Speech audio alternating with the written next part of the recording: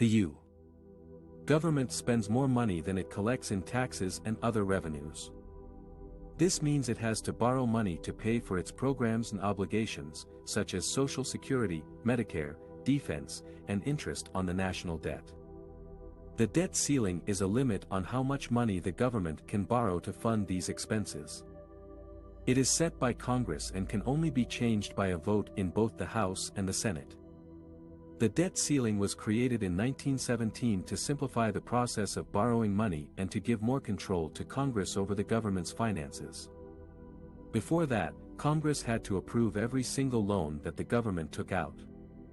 Since then, the debt ceiling has been raised many times by both parties to accommodate the growing needs of the government and the economy.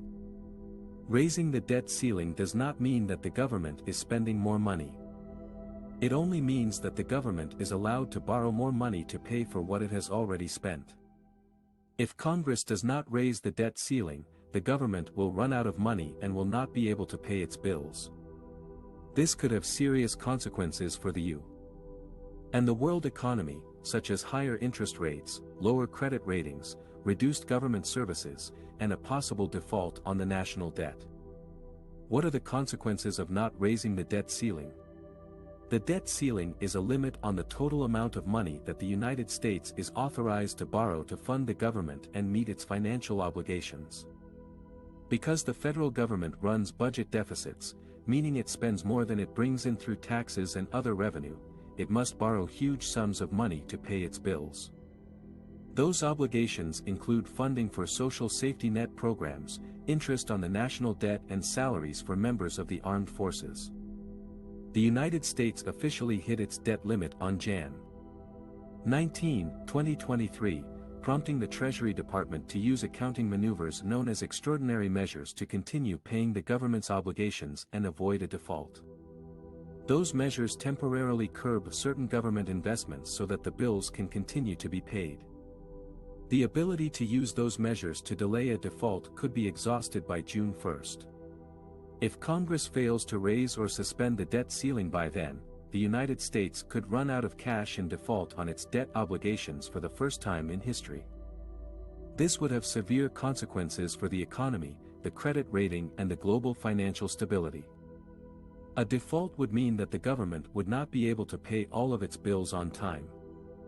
This could include payments to Social Security beneficiaries, Medicare providers, veterans, federal employees, contractors, and bondholders. A default would also trigger higher interest rates on U.S. Treasury securities, which are considered the safest and most liquid assets in the world. This would increase the cost of borrowing for the government and for everyone else who relies on credit markets. A default would also damage the reputation and credibility of the United States as a reliable borrower and a global leader. It could cause a loss of confidence in the U.S. dollar as the world's reserve currency and a disruption in the global financial system that depends on U.S. Treasuries as a form of collateral. A default could also spark a recession or a financial crisis, both domestically and internationally. According to a report by Moody's Analytics, a prolonged default could wipe out as much as $15 trillion in household wealth, send unemployment above 9% and cause a 4% contraction in GDP. The Congressional Budget Office estimated that a default could increase federal borrowing costs by $1 trillion over a decade. The Bipartisan Policy Center warned that a default could trigger another downgrade of the U.S. credit rating, which happened for the first time in 2011 during a similar debt ceiling standoff. In short, not raising the debt ceiling would be a self-inflicted wound that could have devastating consequences for the U.S. economy and its role in the world.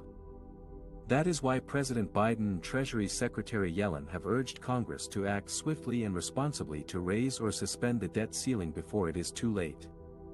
The U.S. debt ceiling is a legal limit on how much the federal government can borrow to pay its existing obligations, such as Social Security benefits, military salaries, and interest on the national debt. If the debt ceiling is not raised or suspended by Congress, the U.S.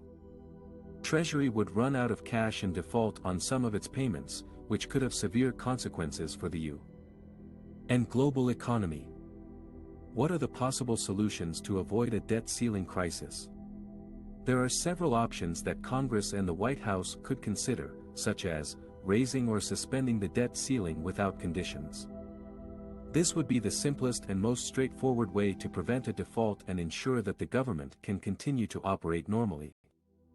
However, this option may face political resistance from some lawmakers who want to use the debt ceiling as leverage to demand spending cuts or other policy changes. Negotiating a spending deal with the White House that would include some spending cuts or other concessions. This would be a more complicated and time-consuming option that would require bipartisan cooperation and compromise. A spending deal could also address some of the long-term fiscal challenges facing the U.S., such as reforming entitlement programs or raising revenues. Using alternative methods to avert a default without raising the debt ceiling. These methods could include minting a platinum coin of any value and depositing it at the Federal Reserve. This would create more cash for the Treasury to pay its bills without issuing new debt. However, this option is widely seen as a gimmick and may not be legally or practically feasible. Invoking the 14th Amendment of the Constitution, which states that the validity of the public debt of the United States shall not be questioned. This could allow the president to ignore the debt ceiling and continue to borrow as needed. However, this option is controversial and may face legal challenges. Prioritizing payments to avoid defaulting on the most important obligations, such as interest on the debt or Social Security benefits. This would require the Treasury to delay or cancel some of its other payments, such as salaries, grants, or contracts. However, this option is risky and may not be possible to implement without causing disruptions and damage to the economy. These are some of the possible solutions to avoid a debt ceiling crisis. However, none of them are ideal or guaranteed to work. The best solution would be for Congress and the White House to agree on a responsible and timely way to raise or suspend the debt ceiling and address the underlying causes of the U.S. debt problem.